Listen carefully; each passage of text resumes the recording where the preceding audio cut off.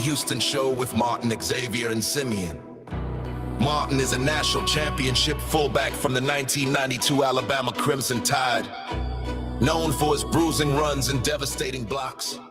Now he's bulldozing through sports talk with that same championship intensity. Joining him is his son, Xavier, a savant of football knowledge and statistical insight. He's your go-to source for the latest recruiting news and insider updates from across the Bama Nation. And Simeon, the thinker and contemplator, bringing you insight and knowledge that is logical, thoughtful, and on point. Together, they deliver fair and balanced analysis from an insider's perspective with real conversations where the callers, the listeners, and the online maniacs get in on the action by sharing their thoughts, their comment, and their reaction. Join our online maniacs at facebook.com/The Martin Houston Show. You're listening to Tide 100.9 and 1230 WTBC. It's time for kickoff. So buckle up and get ready, because this is the sound of Bama sports. The Martin Houston Show with Martin, Xavier, and Simeon is live. Roll Tide, roll! Roll Tide, roll! I'm Martin Houston. That's Xavier Houston. Simeon Houston is out on assignment today. This is the Martin Houston Show with Martin, Xavier, and Simeon. We're live, local, and ready to get things rolling right here on your home for Alabama sports. We're powered by Box Eye Care. Box Eye Care, Dr. Box and his team do a great job keeping us on the air and helping us see clearly into the future. And we pray that, likewise, they can do the same for you. So stop by and see them down at Box Eye Care, boxeyecare.com, 205-342-0660. Dr. Daniel Box and his team will take care of all of your needs. Remember that this is a day that the Lord has made. So let's rejoice and be glad in it. Take some time today to notice someone, love someone, serve someone, be the difference you want to see in the world today. I'm not sure, X, if it's a good day or not. Samuel Pittner saying good tidings. Maniacs got whooped last night, bad defense and turnovers. Rough game. We'll hit the Florida game beat down. I got a couple questions around that. We'll talk recruiting, junior day, and former Alabama player commenting about the signees and the recruits. I'm not sure if he backtracked or clarified, whichever way. Marquise Mays, a guy that I liked the way he played the game when he got here. Initial comments seem to be hitting at 3 stars, and the recent signees that Alabama has gotten, probably to me, if reading his comments, which we're going to share in a moment, X, he came back and said he wasn't talking about just 3 stars. He was talking about 4 and 5 stars. I find that ironic, but it could be right. Could be right. I'm not saying it's not. But those comments didn't come out when we were one of the top-ranked classes in the early signing period.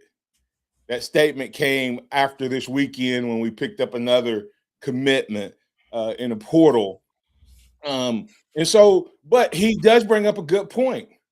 Is Alabama signing guys that they believe can help them, or is Alabama filling roster spots? So even though you may agree or disagree with his statement that we're going to read later on, X, he still brings up a great conversation that we need to have. I've had some thoughts that I've shared briefly about part of what I think he's doing. And it's a long game. It's a long game, X. The question is, will he get a chance to do it? So we'll talk about that. We'll also get your thoughts on Latham. Got Simeon's thoughts on Friday. We'd love to get you and Marquise. Kennington's thoughts on Latham and what that means for Alabama coming back. And you had a neat experience this weekend with your son, and we can also talk about. because one of the things that we need to talk about is, and I think this pertains to Alabama football and Alabama basketball, X. What is our weight program doing for us? Mm-hmm. Getting out of our S&C? Are we getting what we need to get from our strength and conditioning program? Whether you talk football or whether you talk basketball, is it the same problem that's hounding Alabama? So you may have something else you want to get to, but any thoughts? I mean, we can start with the strength and conditioning and get Kenny to circle back on it, but where you want to go first thing this morning? Yeah, well, let's go ahead and jump into that so we can get Kenny to in on some of the other conversation. What when you're asking what they're getting, Are, are are you? we are we getting what do you think is Alabama's biggest problem that you can see on the football? Even though it's different people now, it used to be the same. Like there used to be a connection. I don't know if that connection exists now between basketball and football like it did when I was Mm-hmm. there. Even though a different person was over basketball, they still worked under Together. the auspice of the overall football strength and conditioning program. I guess what to me, the same thing that got Alabama whooped this year in football is the same thing that has gotten Nate Oates whooped every year in basketball. Um, and this year it's probably more obvious on these two sports is it's all or nothing. They don't Mm-hmm. have the physical makeup mentally or physically to execute other than that. Yeah, it's interesting that you look at the big boys in both of the sports, which you think offensive line, defensive line in football, and you think of your fours and fives in basketball, your power forwards, your centers. The physicality just isn't there. You know, you would think when you have a 5-star left tackle, you know, 5-star right tackle, 4-star guards, all the 5-star guards, that you'd be able to put up a front. But when it's funny, your smallest, lowest ranked offensive lineman is your best offensive lineman. Where's the development at? Where's the strength and that's supposed to be coming with especially these big, massive bodies? It's not there. And then you look at basketball, you go, well, Nate Oates has never had a dominant big, and you thought Charles Bediako coming back, hey, that might be the igniter. And Alabama was 1-2 with him back, and just got absolutely embarrassed yesterday. Out rebounded by 11. You know, hey, he's great on that pick and roll dunk, but is he? And he had 4 blocks yesterday. Rebound is not there. Still, Aiden Sherrill, that's something he struggles with. Noah Williamson, Taylor Bowen, all these 7-footers, no rebounds. It doesn't make sense. Yeah, and you have to look at it, and that's what I guess that's what I'm saying is like it's like we're all in on one versus the other, right? And I used to tell people, remember what Gus Malzahn would do to a team the first time he plays them. But Yep. then once They you play him, figured it out. film on him, you know, if you played him with the same players, now if he changed quarterbacks, he would change his scheme. So it was like his offense could be totally different if it was a second-year quarterback. But if you played him, you his trick plays would go out the window. It'd be what he would add to that quarterback that you wouldn't be prepared for. But you could take that away once you played him the second time or whatever. You could kind of slow him down and stop him. And when I look at Alabama's football offense, and I think Q Dixon kind of hits it a little bit, X, when he says Let me make sure I get his statement right.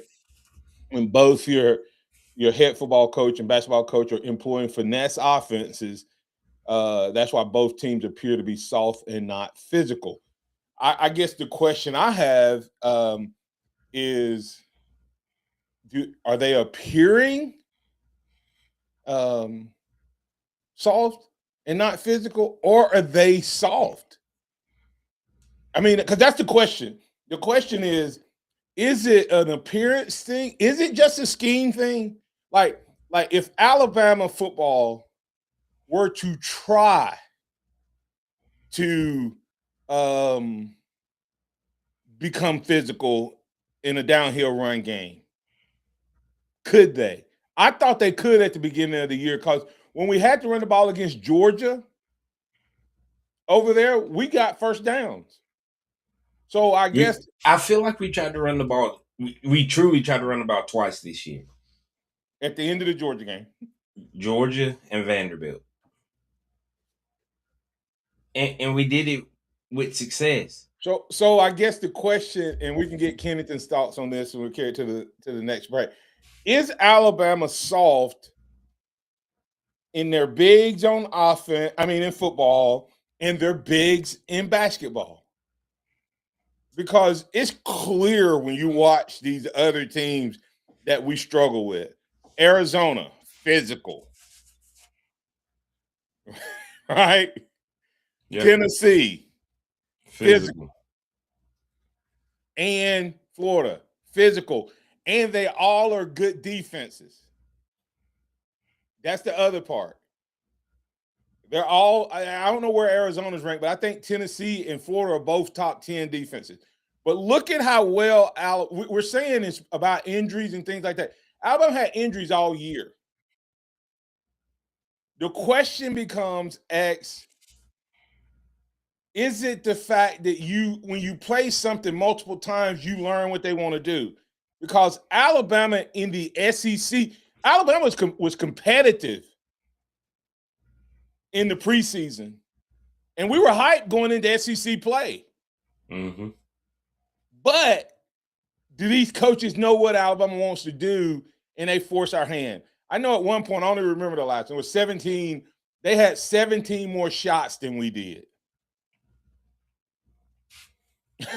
I mean, it was like 10 minutes to go in the game, and they had hit 11 more shots. It was 80-something to like 40-something, and they had 60-plus points in the paint, X. That's all I'm going to say. The turnovers, good night. Yeah. So 17-2. Huh? 17 turnovers to 2 turnovers. You're not gonna be competitive in games like that. Yeah. And what does the 17-2 tell you? Does it speak to what we've been talking about? We're gonna add Kenneth Smith to the other side of the conversation. Is Alabama being plagued by the same thing? And is there maybe a need for modifications in the strength and conditioning programs? That's what we'll talk about. Are they soft? Are they just not physical? Or is it scheme? Or is it a combination? We'll talk about it on the other side.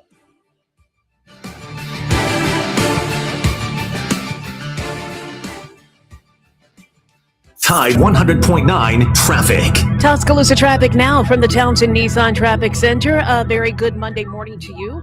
If you're moving around, well, traffic is very light. We wake up to a great start here on 2059 between McFarland and Joe Malisham. All wide open on Lurleen Wallace. It moves smooth from 15th to Joe Malish, or make that 15th to McFarland. And McFarland, all nice and smooth, moving about in between Watermelon and 43. With your Tuscaloosa traffic now, Tammy Thomas. This report is sponsored by Think It Up. At Townsend Nissan, we bring the value. Drive the 2026 Sentra for just $279 a month, one of the lowest payments in Alabama. Plus, a lifetime powertrain warranty and 3 years of free oil changes when you mention Steve in DC. Townsend Nissan, your family in the car business. Think It Up is an initiative to activate student-powered, teacher-led learning projects. Students and teachers, how can you spark great learning experiences in your classrooms today? Join at thinkitup.org. Get your life back when the world's gone crazy. Get your life back. And I don't mean maybe when you know you got to have a friend. You call 833-833-MIDWEST and get your life back, baby. Get your life back, baby. Stephen Mezrano, Alabama Injury Lawyers. Mez wins. Got timberland in West Alabama or East Mississippi? North River Timber Company has you covered. Since 2011, Courtney White, a registered forester, along with his expert team, have been managing timberland and harvesting timber across 4 West Alabama counties. They offer comprehensive timber management plans, reforestation services, and appraisals. Courtney White says timber is like money in the bank. Don't let your investment go unrealized. Call North River Timber Company today. Email them at northrivertimberco@gmail.com or call 205-242-5127. I've always wanted to learn French, but the app I tried didn't help. If you want to memorize words in another language, there's an app for that. But if you want to really learn another language, there's Babbel. Babbel was designed by over 200 language learning experts to be the most effective way to learn another language. With other language learning apps, I was just playing games. I wasn't really learning. Babbel's different. Every time I open the app, I can choose to work on my writing, speaking, or listening. And it saves my mistakes for me to review, so I'm constantly improving. Babbel feels like it was created intentionally by people who really know what you need to learn another language. Before Babbel, I thought I just wasn't good with languages. But now I'm speaking French. Tout ça, c'est grâce à Babbel. Want to really learn another language? Save up to 50% on your Babbel subscription when you sign up at Babbel.com. That's Babbel.com to save up to 50%. Babbel.com. Hey, I'm Martin Houston, and I want to tell you about exciting news happening at Box Eye Care. They moved to their new location, bringing you a brand new lab, stylish new frames, and a fresh look just for you. Enjoy their expanded frame inventory, competitive prices, and faster service, all with the same great level of service you've come to know and trust. Discover this full-service eye care at Box Eye Care's new location. With their in-house lab, they offer unbeatable value and one of the largest frame collections in town. Schedule your eye exam today and walk out with new glasses in less than an hour in most cases. Visit boxeyecare.com. That's boxeyecare.com or call 205-342-0660. That's 205-342-0660. Visit them at 5003 Oscar Baxter Drive. That's Box Eye Care. Your vision, our priority. Tide 100.9 Tuscaloosa weather. Mostly sunny and warmer today, the high 51. For tonight, fair, not as cold as last night, the low 33. Tomorrow, mostly cloudy, the chance of a shower by afternoon. Rain more likely tomorrow night, the high tomorrow at 60. I'm James Spann with the Alabama Weather Network on Tide 100.9. It's 24 degrees in Tuscaloosa. The sound of Bama Sports. Your show, your team. The Martin Houston Show on your home for Alabama sports. Tide 100.9 and streaming on the Tide 100.9 app.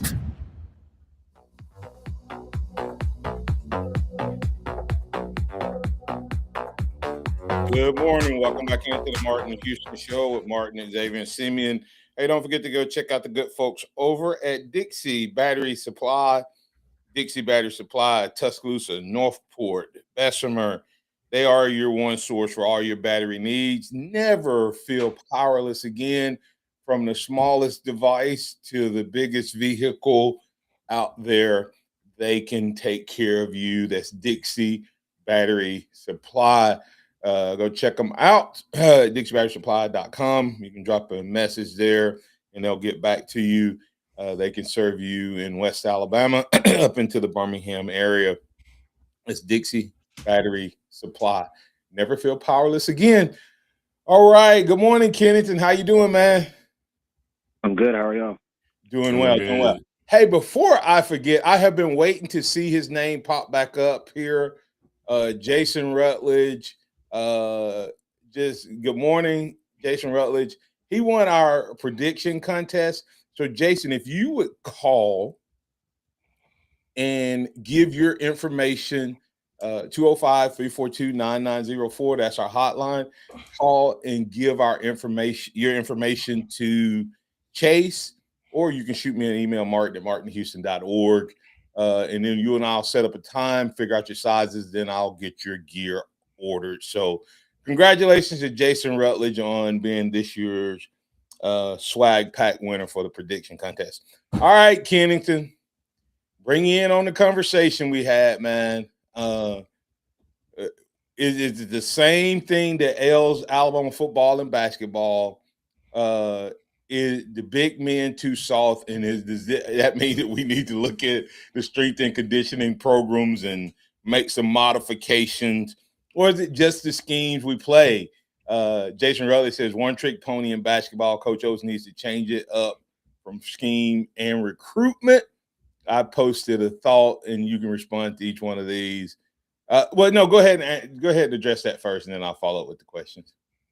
Yeah, I think no question, strength and conditioning needs to be reevaluated. Just for, if nothing else, then Alabama just cannot get their team together on the court at the same time. And it's like there was another parallel between football and basketball. If you remember during the football season, there was like a one stretch where it's just like random guys were just popping up on the injury report like 2 days before the game.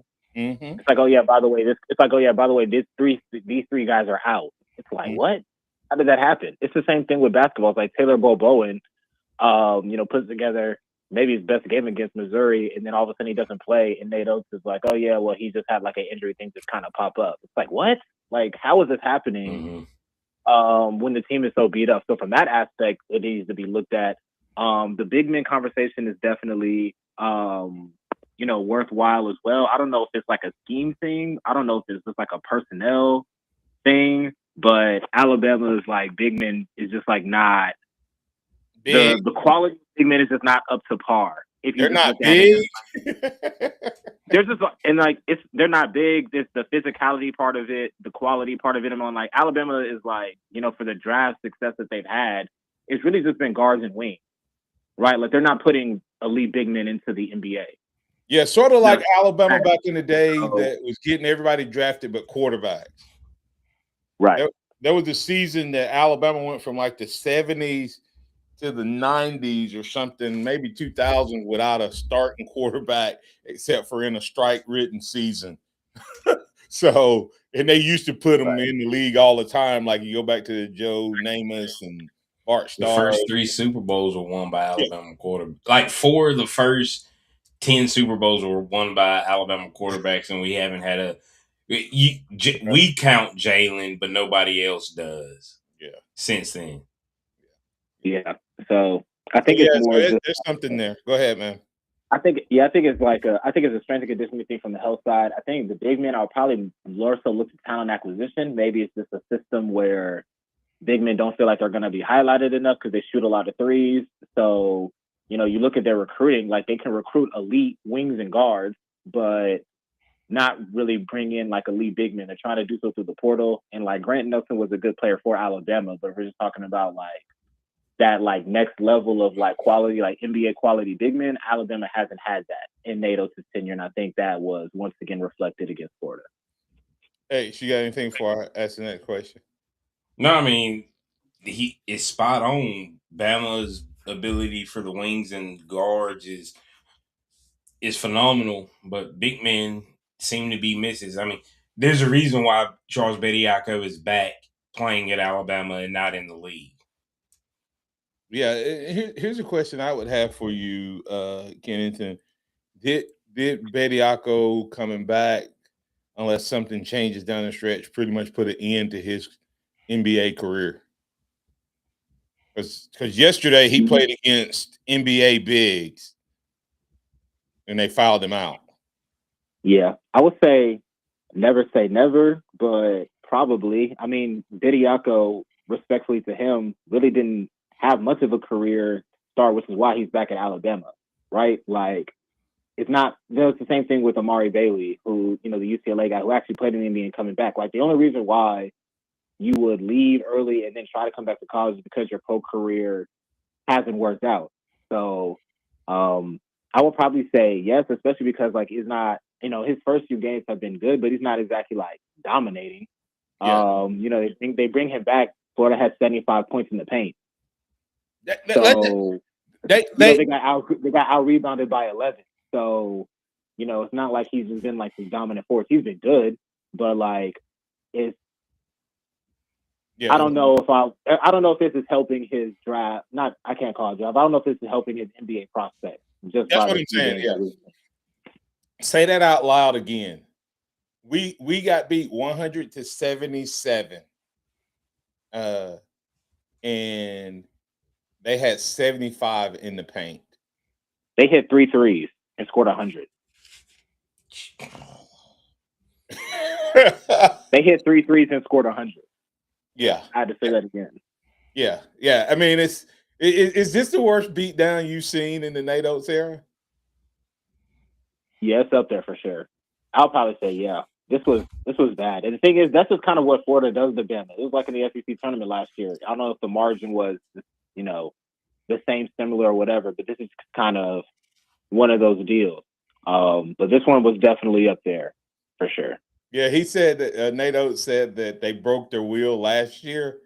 If they broke their wheel in last year's game, I don't know what they did yesterday, because man, it changed yesterday.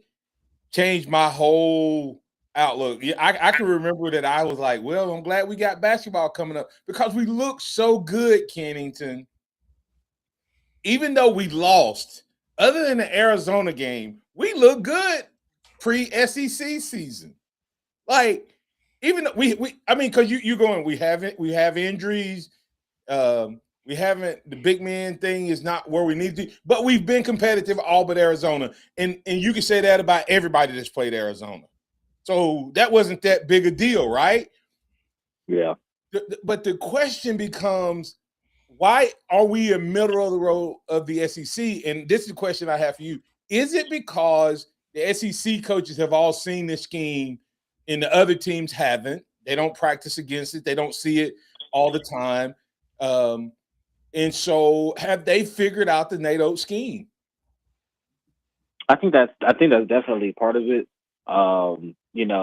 I've seen a lot of Alabama fans who watch Nate Oates basketball longer than I have talk about lack of in-game adjustments, the in-game coaching they feel like hasn't been up to par this year and it's kind of tallied off. So I think the coaching, yes, and the SEC has gotten vastly better at coaching. I mean, the quality of coaching talent over the last 5-6 years has increased significantly, which is, and carrying it over into Wednesday's game, right? What Bucky is doing at Texas A&M, like they're looking like a well-oiled machine, and that's going to be a good game as well. But I think also a part of it, which Nate Oates has to shoulder some blame of it, is just like the roster construction. Like if we're just looking at the team to this point, there have been a lot of misses in terms of like what they brought into the portal and the production that they've gotten. Noah Williamson has basically just been irrelevant, which is why, Texas Point Charles Bediako's even back in the first place, because Noah Williamson hasn't provided much of anything. Taylor Bowen, really inconsistent. Keaton Bristow, we think he's a good player, but we just don't know because he's never available. Jalen Bethea, former 5-star, is just not a part of the rotation. He's had like 20 minutes in 5 games. The last 5 games, he just doesn't play at all. Running down the list, and these are a lot of guys that are supposed to be a part of their rotation, their starting lineup. The production just hasn't been there. So Bethea doesn't play when you're missing a guy like Holloway, which is crazy. Right. So I think it's part of that, part personnel. Houston Millette, I think a lot of the reason why he's out there is just because of the effort that he provides, which is admirable, but he's not giving you anything on offense. So I think it's like, it's part the coaching, but the personnel is just not up to the level of what it's been in years past. And at the beginning of the year, maybe it looked like that. And maybe in the preseason, when you look at the names on paper, it looked like it could be that quality of team. But I think we've seen enough games to deduce that the personnel and the quality of the roster is not up to what we thought it was going into the year or in the early part of the year. Let me ask you this, because making football, basketball analysis, there's been a lot of teams go with the hurry up, no huddle offense, throw it all over the field. But none of them Name one that's won a national title.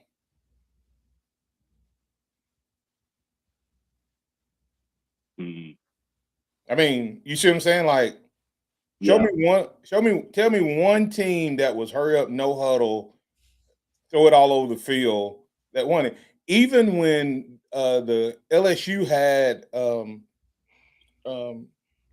their juggernaut team, their running back went in the first round. I mean, you see what I'm saying? Like in the defense started off weak, but by the end of the year, the defense was solid. So is that the equivalent in basketball that it's going to be good enough to get to Sweet 16, Elite 8 consistently, but when you get to the tournament and you have top-notch defensive teams that have bigs and elite guard play? Because we're sitting here talking about the bigs, Kennington. Florida's, Boogie Flan had 15 points and 8 steals. And then what was his name? Urban Klavzar, whatever, coming off the bench had 11 points. And so it's just I don't know. It's like Florida has both. They have elite guard play and a big. So if you stop one, they have another option. I just don't know that we have any options.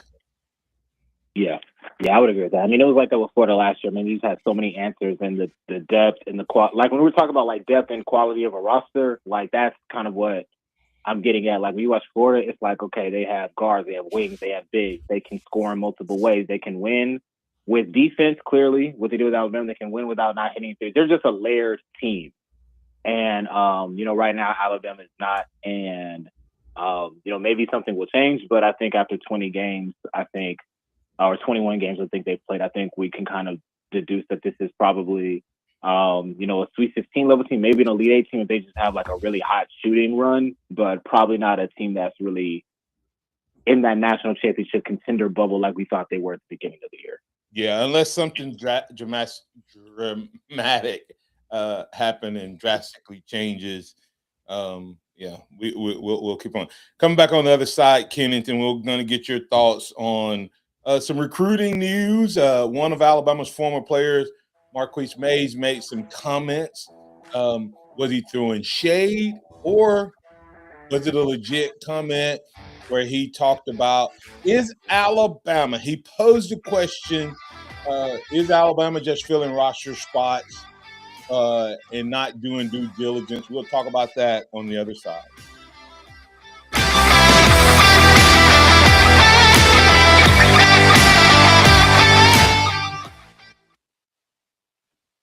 Tide 100.9 traffic. Tuscaloosa traffic now from the Townsend Nissan Traffic Center. A very good Monday morning to you. If you're moving around, well, traffic is very light. We wake up to a great start here on 2059 between McFarland and Joe Malisham. All wide open on Lurleen Wallace. It moves smooth from 15th to Joe Malish, or make that 15th to McFarland. And McFarland, all nice and smooth, moving about in between Watermelon and 43. With your Tuscaloosa traffic now, Tammy Thomas. At Mercedes-Benz of Tuscaloosa, luxury may be closer than you think. Right here in Tuscaloosa, during their Mercedes-Benz certified pre-owned event. Visit mercedesoftuscaloosa.com for details. It's the event our estate jewelry collectors look for all year. Hudson Pool Jewelers' annual estate jewelry show. Rare estate jewelry and celebrity pieces from around the world will be right here in Tuscaloosa. Own a piece of history, jewelry once belonging to icons like Madonna, Michael Jackson, Zsa Zsa Gabor, and many, many more. From Hollywood's red carpet to your collection, don't miss this one-of-a-kind event. It's our annual estate jewelry show, Thursday and Friday, February 5 and 6. Only at Hudson Pool Fine Jewelers, downtown Tuscaloosa. Hey, Joy. Oh, you are glowing. Oh, hey, more like Mira joyed that Miralax helped me go. I was so backed up. Tried mega coffees, prune juice, everything. Then Miralax. And hello, gentle relief without the harsh side effects. Ooh, how does it work? It works naturally with the water in your body for constipation relief. Find Miralax today at your local retailer. Use as directed for occasional constipation.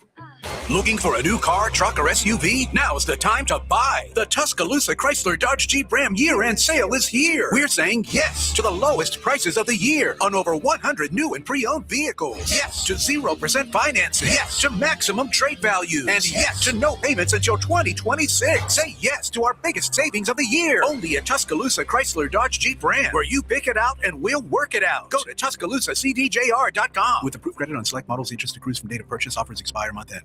Hey guys, are you ready to take control of your health, energy, and performance? Primetime Men's Health Clinic is ready to help. Their clinic is built around the idea that men deserve better care, private and tailored to their lives. So if you're experiencing low testosterone, weight gain, hair loss, ED, or just want to perform like you did in your 20s, go to primetimemensclinic.com and change your life. That's right, guys. Change your life by going to primetimemensclinic.com. What does it mean to advertise and do your marketing with Town Square Media Tuscaloosa? Melissa started her business in 2014. What would you say to someone considering Town Square Media Tuscaloosa? My experience with Town Square Media has been awesome, and I would definitely recommend it to anyone. I think that this is the first time in my marketing experience that I've been able to see my return on investment. I would definitely say in the past that has not been the case. In this, I like knowing that that's 100%. A lot of the marketing we've done has been radio.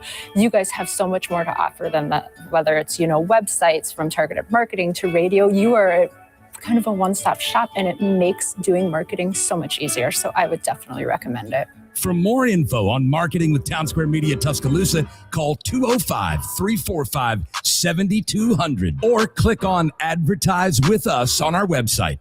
This is a special alert to all Americans who own a vehicle with less than 200,000 miles with an auto warranty about to expire or with no warranty coverage at all. Due to a decline in the economy, CarShield is announcing a low-cost month-to-month vehicle protection plan that is now available to the public to save any driver out-of-pocket expenses on future auto repairs. Call now to find out how you can pay almost nothing for covered auto repairs. Yes, you heard that correctly. Pay almost nothing for covered auto repairs. An open phone line has been established for all drivers to call for a free quick quote. Call 800-923-6829 now. Drivers who are covered will not have to pay for covered repairs again. This protection plan is at an all-time low. Additionally, drivers who activate this vehicle protection today will also receive free roadside assistance, free towing, and car rental options at no additional cost. Call us for your free quick quote today. 800-923-6829. That's 800-923-6829. What do you have to lose? Call 800-923-6829. Again, 800-923-6829. Interact with the Martin Houston Show by calling us at 205-342-9904 or tuning into the Martin Houston Show on Facebook.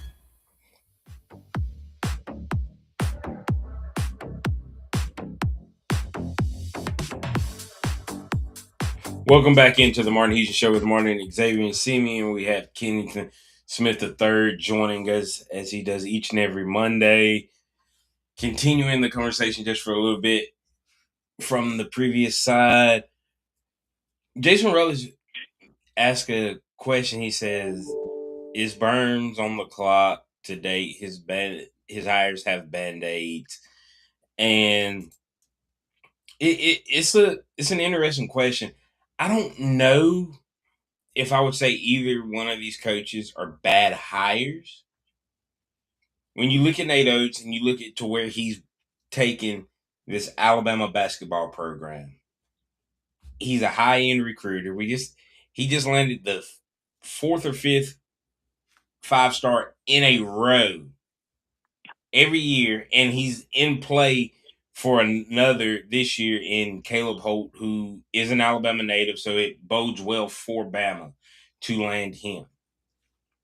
So he's Final Four, only basketball coach to ever do that. Follows it up with an Elite Eight. Now this year has been disappointing, but it's not over. So you have to look at it that way. I have said it once and I'll say it 1,000 times. Kalen DeBoer taking over for Nick Saban is a job nobody has wanted, but I think it's something that given time, he can get it to where he wants it and where we want it.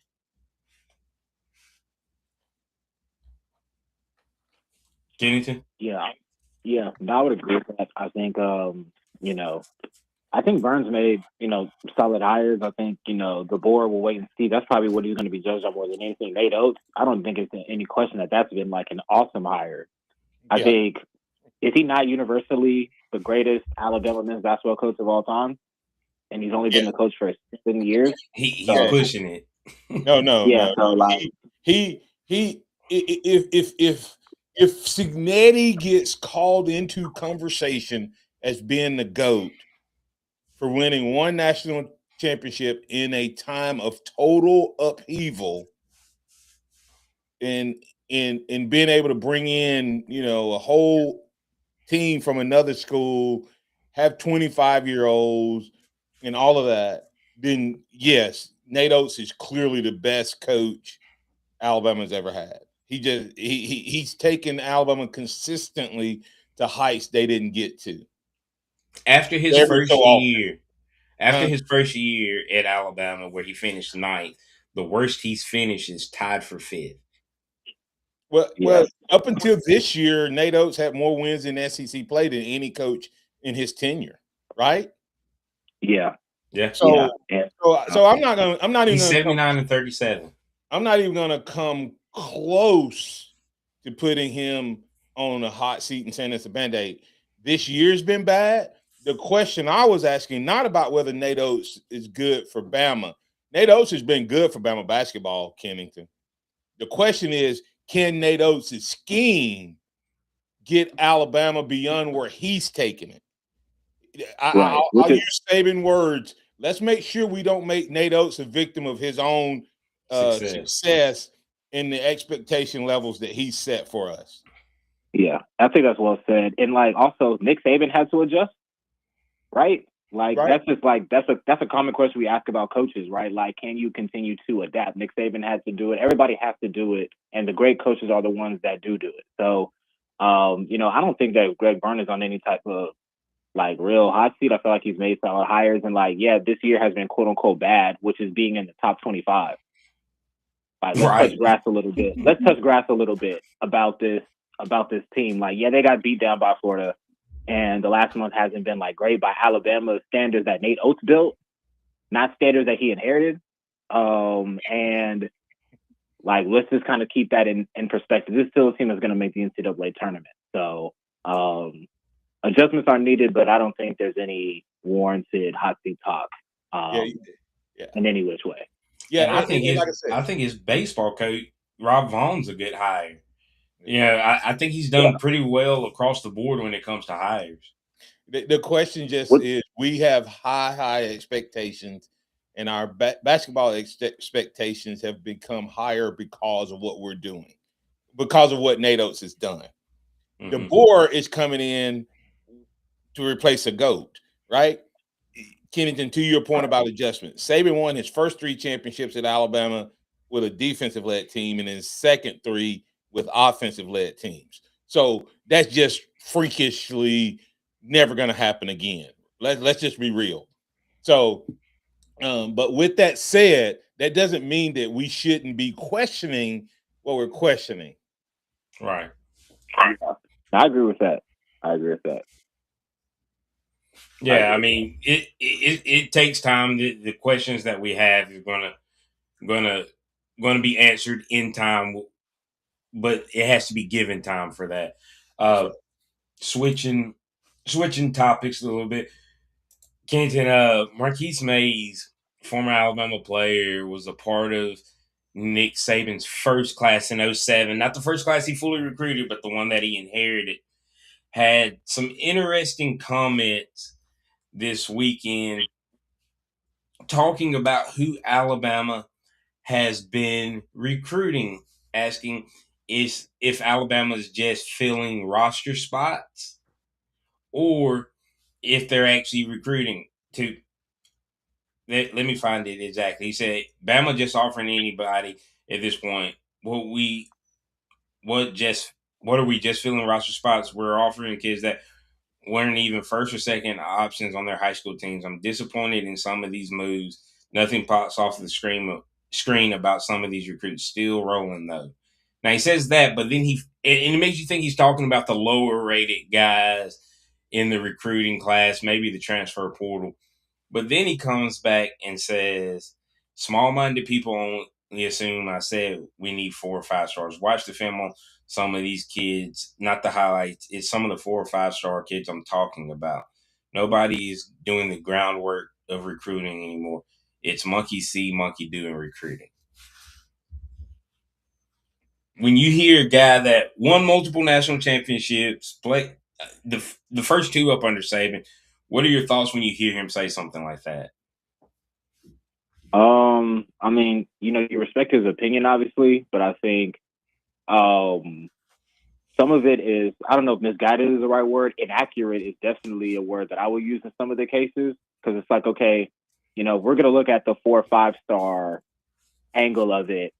Michael Carroll, Caleb Edwards, Dijon Lee are names that come off the top of the head of high-rated guys that came in and produced immediately. Like, okay, well, those guys were guys, they had offers from everywhere. Okay, well, no one's doing the groundwork in recruiting anymore. If that's true, then how do you explain Latsier Brooks? Right. Well, not just that. I would throw into London Simmons. How do you explain that if nobody's doing the groundwork recruiting? These were guys that did not have a lot of offers, that weren't camping, that did it. They were not well known. And then they come in and they're like some of the best players, on their respective sides of the ball. So, And then the other part that I would throw in there, Kennington, is Brailsford, Cuevas, and Bernard. Jaron Bernard. I mean, that was 3 guys he brought here. So and then you look at Keon Sabb. In the transfer portal. I mean, there have been hits in the portal. There have been hits in his first full recruiting class, and Kennington, let me change that narrative just a little bit. Is he talking about specifically just this year? Because Alabama's last 3 signees have been 3-star kids who originated from the state of Alabama. The transfer portal running back, and the 2 wide receivers. Because he's saying he was talking about 5 stars and 4 star. Well, this statement should have been made when we signed the top 5 class, if that's what you really believe.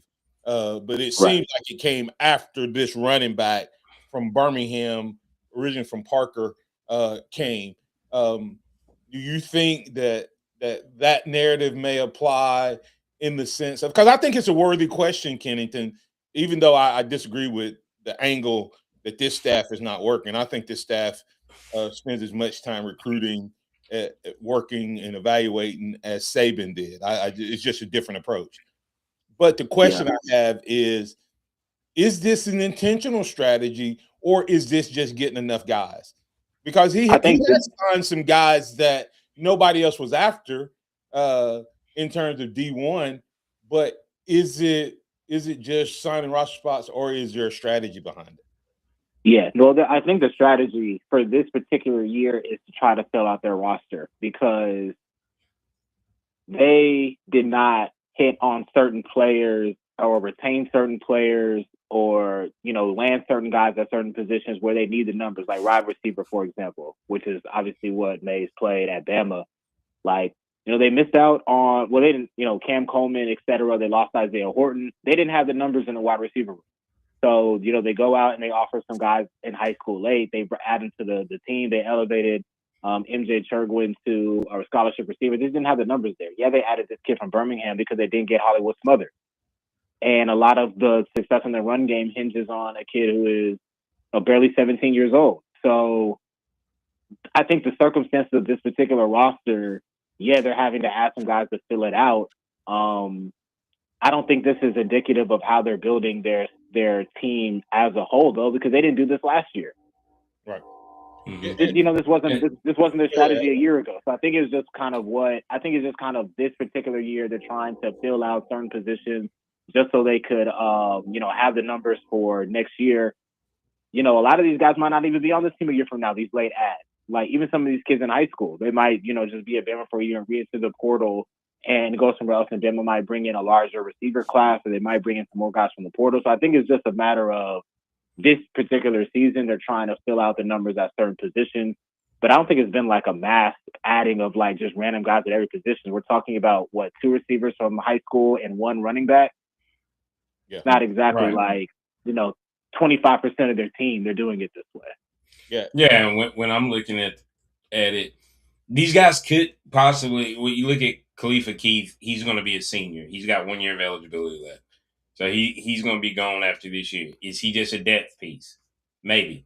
When you look at the wide receivers, Bama's going to churn through wide receivers because if you're not in that first rotation and you're a 5-star, 4-star, you might not stick around.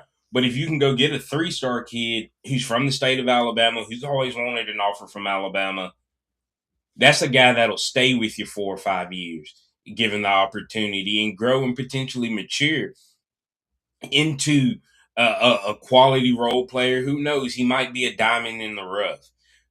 That's just kind of the process that you have to go through with some of these. And when you have portal, those are the type of guys you want. You want guys who want to wear the crimson jersey while you go get your 4 and 5 stars from across the country. Yeah, and Kennedy, that's what I was going to give that perspective, but Xavier gave it, so I'll just highlight it really quick. Kennedy, I think they may be filling roster spots, but I don't think they're haphazardly filling roster spots. I don't think so. I think that the roster spots, like the 2 high school kids, to Xavier's point, that's how you get to a point where you have juniors on your teams. Like you're not going to recruit a 4 or 5 star as a freshman anymore. That's a wide receiver that doesn't touch the field and then be on your roster as juniors. You tell these kids up front, you're coming in, we're giving you a chance to give your body a chance to get in the gym, in the weight room, grow, mature, and in 3 years, you'll be a 20-year-old that's competing against, we're going to continue to recruit those 4 and 5 stars. This is Martin if I was recruiting these kids. That's the sale I would give them.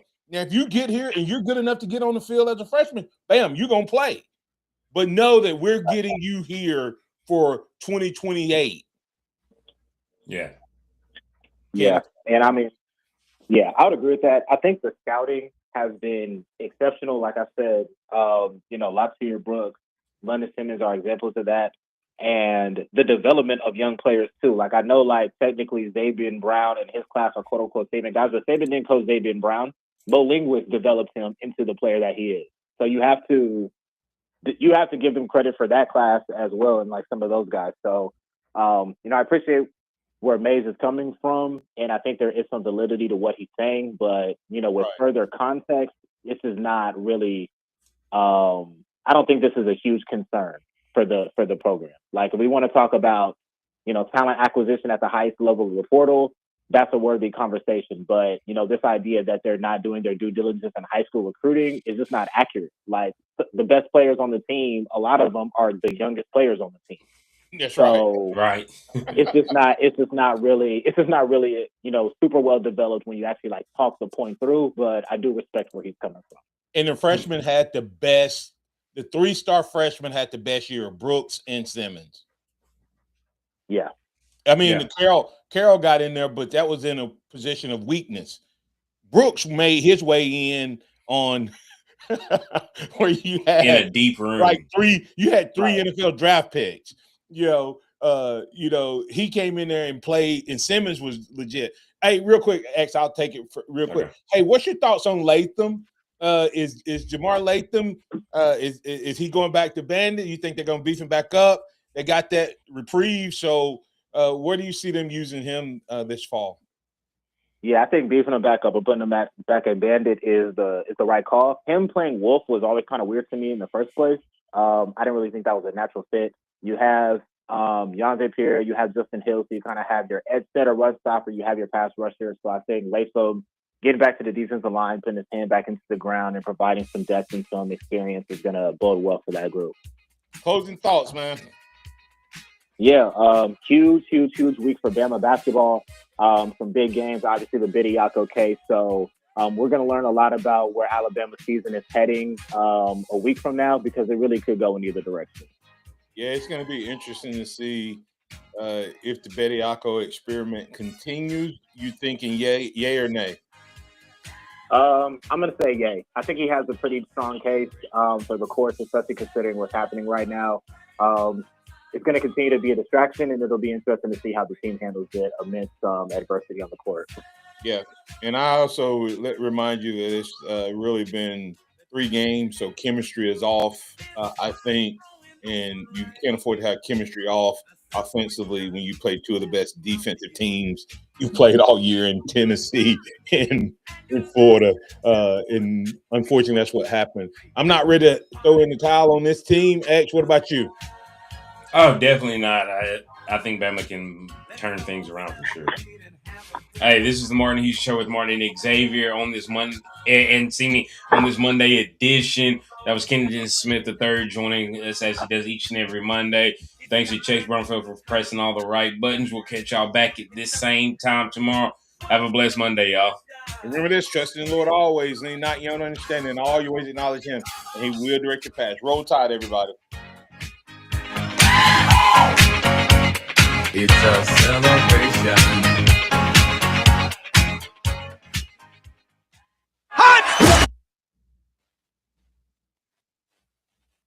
Bama Sports, Tide 100.9, and streaming on the Tide 100.9 app.